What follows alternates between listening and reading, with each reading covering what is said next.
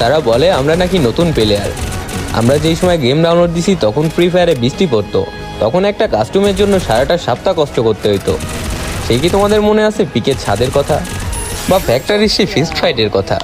এখন হয়তো বা এরা নতুন শুনতেছো তোমরা। হ্যাঁ, তোমরা নতুনই শুনবা, কারণ নতুন প্লেয়ার যারা আসো তাদের এই সম্পর্কে কোনো ধারণাই নাই।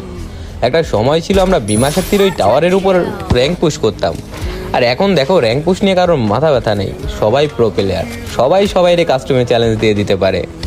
এখনকার প্লেয়ার তো কাউরে কেউ সম্মানই দেয় না, বাট আগে আমরা যদি 1v4 ক্লাস করতাম আমাদের বিগ ফ্যান কয়ে চিল্লাইতো সবাই। আর এখন দেখো 1v6 ইজিলি মারতে পারলেও সেই 1v6 এর মায়ের খায় বিগ ফ্যান করার মতো কেউ নাই। হয়তোবা প্যানেল ইউজার বলবে, নয়তোবা বট বলবে।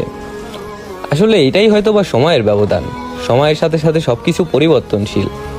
হয়তোবা কোনো একদিন প্লে স্টোরের বুকে এই গেমটা থাকবে না, তবুও বলবো সারা জীবন এই গেম